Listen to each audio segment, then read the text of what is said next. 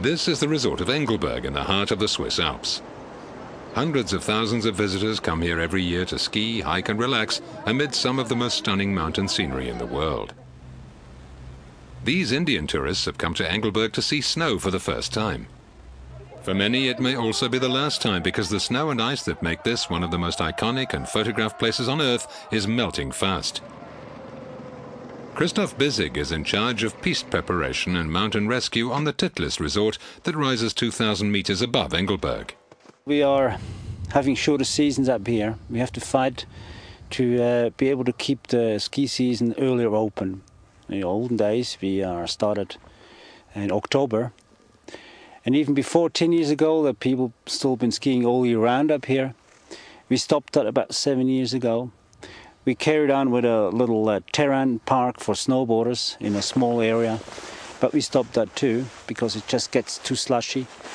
The other thing is there hasn't been not enough snow fallen over the winters, and that's why the reason we stopped skiing and snowboarding for the summer. Less snowfall is not only bad news for skiers who have to climb higher and higher in search of pistes, it's bad news for the alpine economy, which depends on tourism.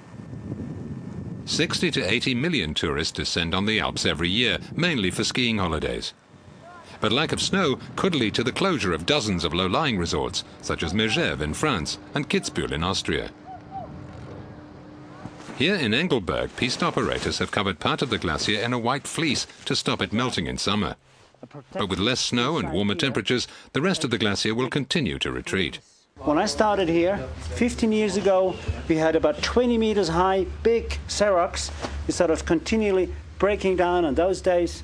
And the last 15 till 17 years, the whole glacier has been retreating to about 200 meters further up the hill. Also, it's incredible.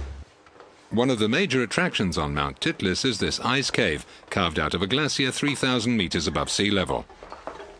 But as the glacier retreats, cracks are beginning to appear on the cave's ceilings.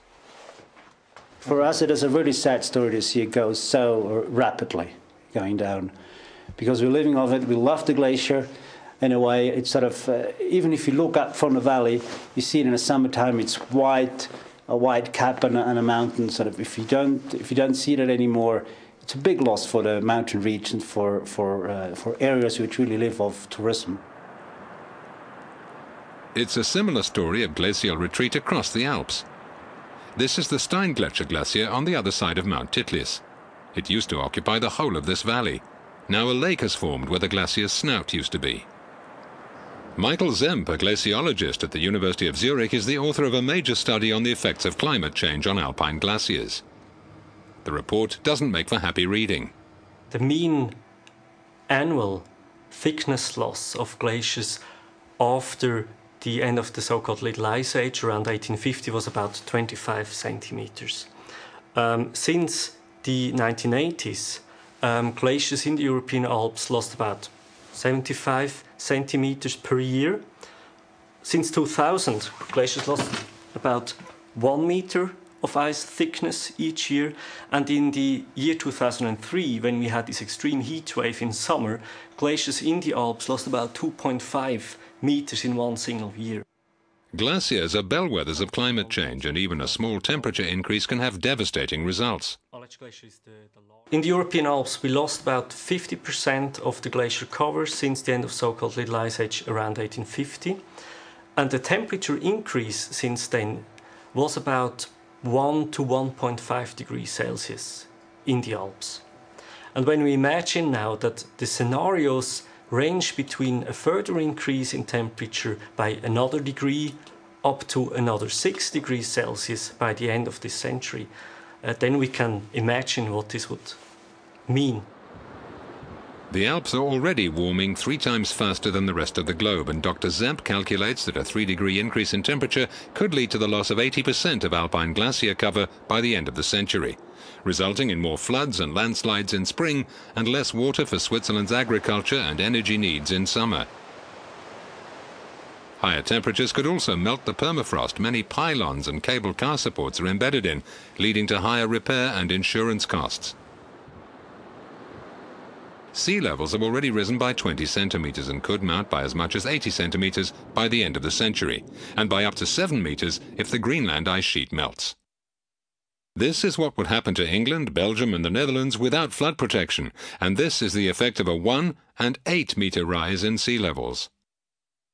Melting of ice, increasing sea levels, is also a long-term threat which will physically change the landscape of Europe and the landscape of the world. If Greenland melts, as sea level rise of up to 7 metres is being predicted, is being forecasted, you cannot adapt to that one. You can build dikes a little bit higher to accommodate 50 centimetre, probably 1 metre sea level at maximum in the Netherlands and somewhere. But 7 metre you can't adapt to. You have to evacuate people. You have to evacuate cities like Cairo, like New York, like London, like Hamburg, like Rome. Too much water is a fantasy for farmers in the Murcia area of southern Spain, which is one of Europe's hottest and driest regions. Without irrigation, this area would be a desert. But to keep such regions fertile, almost 90% of Spain's freshwater resources are needed. Farmers such as Antonio Moreno Soriano are already struggling with harsh climatic conditions. Global warming will only make matters worse. Preocupa muchísimo el cambio climático. Estamos encontrando que en los últimos años, además de que llueve mucho menos y por tanto tenemos mucha menos agua, y ya tenemos imágenes de qué es lo que ocurre cuando no hay agua, cuando no existe agua en estas zonas, nos estamos encontrando con un problema añadido, y es que hay cambios brutales que están afectando muchísimo a los frutales y a la arboleda. Murcia is often referred to as La Huerta de Europa. This is where much of the continent's fresh fruit and vegetables come from. But with studies predicting up to 40% less rainfall a year in Spain, how long will this region remain Europe's orchard? This area of Spain is booming. A decade ago there were 2 golf courses. Now 70 are planned. 800,000 second homes have been built in recent years to cater for northern Europeans in search of more clement weather. The result is that farmers are often in direct conflict with the owners of hotels, golf courses and holiday homes for precious water resources. The migration of tens of millions of northern Europeans to the Mediterranean coast is the biggest annual movement of people on the planet. Here in the mega resort of Benidorm on Spain's southeast coast, tourists arrive all year round to soak up the sun. But with annual average temperatures in this part of the world expected to rise by up to 5 degrees by the end of the century, will this corner of Europe become too hot for them? This is a map produced for the EU showing the conditions for summer tourism in Europe at present. The red and brown parts are very good or excellent for tourism, while the blue parts are less attractive. The next map shows the projection for the end of the century, based on a global 3.4-degree increase in temperatures during this century. Note how the North Sea and Baltic area become much more appealing to holidaymakers, while the Mediterranean becomes less enticing. Climate change will have more sinister effects than changing holiday patterns. In Europe, more than 70,000 people died prematurely during the 2003 heat wave, and increased temperatures could lead to thousands more deaths a year in southern Europe. Forest fires will also become more frequent across large swathes of the continent, and many bird and animal species will become extinct as natural habitats are wiped out. Climate change will have, in the view of the real experts, a tremendous negative impact on biodiversity, reducing it by, they say, approximately 30%. This is a catastrophe of major proportions. Poor countries will suffer the most from climate change, as soaring temperatures, melting glaciers and falling rainfall leads to lower crop yields, less drinking water and greater starvation. The prospect of tens of millions of environmental refugees escaping harsh climatic conditions is no longer the realm of sci-fi films. It's for real. Many are already adapting to the effects of climate change. In the Danube basin between Vienna and Bratislava, authorities are removing artificial boulders to allow the river to flood naturally, creating a wildlife-rich natural park and preventing flooding in cities. And in the Murcia region of Spain, farmers irrigate their crops using a computerized water card that's helped reduce water consumption by 30%. The European Commission believes the quicker we adapt to climate change, the better. The cost of acting today is significantly less than it is to clean up tomorrow. In our calculation, we can actually act against climate change at a very small cost to our economy. Global warming is a fact. temperatures have already risen by 0.76 degrees since the Industrial Revolution and are projected to rise further by 1.8 to 4 degrees by the end of the century. Deep cuts in greenhouse gas emissions are needed urgently to prevent a climate catastrophe, but this will not solve the problem in the short term.